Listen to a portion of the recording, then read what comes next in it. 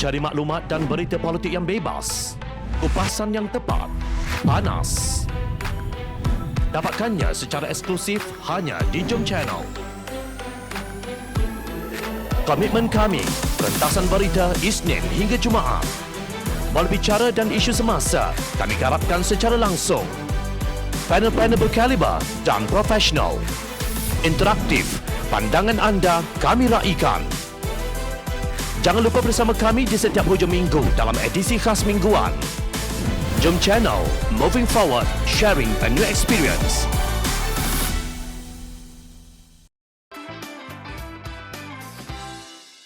Sesungguhnya hijrah itu bermula dengan niat. Selamat menyambut Ma'al Hijrah 1443 Hijrah kepada rakyat Malaysia.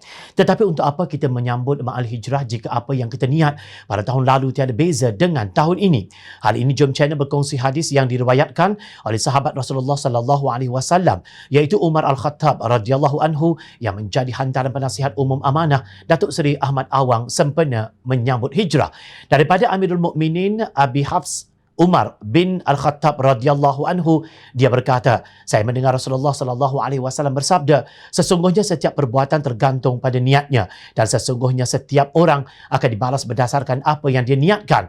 Barang siapa yang berhijrah kerana ingin mendapatkan keredaan Allah dan Rasulnya, maka hijrahnya kepada Allah dan Rasulnya. Dan barang siapa yang hijrahnya kerana dunia yang ia inginkannya atau wanita yang ingin dikahwininya, maka hijrahnya kepada apa yang ia berhijrah kepadanya yang diniatkan. Hadis riwayat Bukhari. Pemilihan hadis tersebut oleh penasihat umum amanah itu amat berketepatan dengan senario penuh kecelaruan yang berlaku di negara kita. Ia sepotong hadis yang ditujukan oleh Rasulullah sallallahu alaihi wasallam kepada umatnya dan amat relevan kepada pemimpin negara ini yang hati mereka telah rosak. Kerosakannya bermula apabila pemimpin mendengar bisikan syaitan pada hujung Februari tahun lalu sehingga berlakunya langkah syaratan. Malang sekali ia berlaku di saat kepimpinan kerajaan yang sah sedang bertungkus lumus berperang dengan wabak COVID-19 yang sedang marak. Begitu gigih gerombolan yang menyimpan niat untuk menjatuhkan kerajaan yang sah itu mencipta persepsi kononnya kerajaan Pakatan Harapan berniat untuk menyingkirkan Islam. Namun adakah Pakatan Harapan punya niat sedemikian? Dalam hubungan ini, marilah kita mengimbas kembali apa yang telah dilakukan oleh kerajaan Pakatan Harapan demi membangunkan Islam. Demi melancarkan dasar baharu rahmatan lil alamin untuk digerakkan merentas sektor, kerajaan Pakatan Harapan memberi tumpuan utama kepada pentadbiran Islam. Justru bagi meningkatkan syiar Islam, kerajaan memperuntukkan 1.3 bilion ringgit berbanding 1.2 bilion ringgit dalam belanjawan 2019 dan 1.1 bilion ringgit dalam belanjawan 2018 di bawah pentadbiran UMNO Barisan Nasional. Ketika era Pakatan Harapan, allowance RM32,000 guru kafar, kelas Al-Quran dan Fardu Ain dinaikkan sebanyak RM100 sebulan. Seramai 5,000 guru kafar pula diserap ke jawatan tetap. Sementara itu, Kementerian Pendidikan menerima peruntukan sebanyak RM64.1 bilion dalam belanjawan 2020. Ia peningkatan sebanyak RM3.9 bilion berbanding RM60.2 bilion pada belanjawan 2019. Daripada jumlah itu, sebanyak RM735 juta diperuntukkan untuk tujuan penyelenggaraan dan menaik taraf sekolah di seluruh negara. Sekolah kebangsaan mendapat RM300 juta, manakala sekolah jenis kebangsaan Cina, Tamil dan sekolah mubaligh masing-masing mendapat RM50 juta.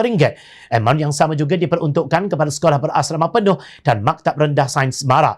Sekolah agama bantuan kerajaan dan sekolah agama tahfiz masing-masing mendapat RM50 juta, sementara sekolah agama persendirian dan sekolah pondok berdaftar pula masing-masing menerima RM25 juta. Ini bermakna terdapat pertambahan RM150 juta kepada institusi pendidikan Islam. Untuk rekod dalam belanjawan terakhir Barisan Nasional pada tahun 2018, rejim tersebut memperuntukkan RM550 juta untuk sektor pendidikan tanpa peruntukan khusus untuk sekolah tahfiz termasuklah sekolah pondok. Ini menunjukkan komitmen kerajaan pimpinan Pakatan Harapan untuk melabur dalam bidang pendidikan yang juga mengandungi pendidikan Islam demi masa depan anak bangsa Malaysia. Tetapi gerombolan yang diterajui oleh Tan Sri Mahyadi Mat Yassin, Datuk Seri Muhammad Azmin Ali dan Datuk Seri Abdul Hadi Awang tetap kata Islam terancam ketika itu. Lalu berlaku satu langkah bukan hijrah yang kini membawa negara semakin jauh ke dalam jurang kegagalan. Justru amat sesuai sempena menyambut hijrah ini, umat Islam khususnya diberi peringatan tentang setiap perbuatan tergantung pada niatnya.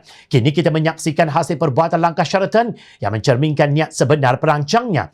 Negara terus berhadapan dengan serangan COVID-19 yang menggerunkan. Untuk rekod pada 10 Ogos, kes baharu positif ialah 19,991 orang dan jumlah positif keseluruhan adalah 1,299,767 kes. Sementara itu, kes kematian semalam berjumlah 201 dengan jumlah kes kematian 11,162. Fikirlah mengapa ini balasan Allah terhadap perbuatan gerombolan ini yang mereka wawarkan sebagai memperjuangkan Melayu Islam. Mengapa kita tidak mendapat keberkatan daripada Allah? Justru, seperti kata pengarah komunikasi Amanah Nasional Khalid Abdul Samad dalam ucapan tahun baru sepenuh awal Muharram ini, marilah kita berdoa agar kita diberikan petunjuk oleh Allah untuk membolehkan kita keluar segera dari pandemik ini. Sambil itu, kita harus menginsafi bahawa sambutan tahun baru Hijrah tidak dapat dipisahkan daripada persoalan beri pentingnya kepimpinan untuk membawa sesebuah negara ke arah kejayaan dunia dan akhirat. Kepimpinan Rasulullah SAW yang tertegak melalui peristiwa Hijrah telah membawa kota Madinah dari ambang peperangan kabilah dan tumpah darah sesama sendiri kepada kemakmuran dan persaudaraan. Tidak boleh dinafikan kepimpinan yang berkesan berasaskan akhlak yang mulia, keamanahan dan wawasan perjuangan yang jelas serta ikhlas adalah resepi wajib untuk sesebuah kejayaan. Kita berdoa agar kita diberikan kepimpinan negara yang lebih berkesan untuk sama-sama kita melawan pandemik COVID-19 ini serta setiap aspek kehidupan bernegara dan bermasyarakat yang telah pun dirosakkan hasil darinya, tegas Khalid. Tiada yang boleh menafikan sepanjang menguruskan wabak ini dari mula merampas kuasa sehingga sekarang, Kerajaan Perikatan Nasional gagal dalam segala segi selain usaha berpolitik untuk kekal berkuasa. Justru marilah kita sama-sama berhijrah menuju ke jalan kebenaran, bukan berterusan menipu Allah dengan kepura-puraan kononnya untuk menyelamatkan negara.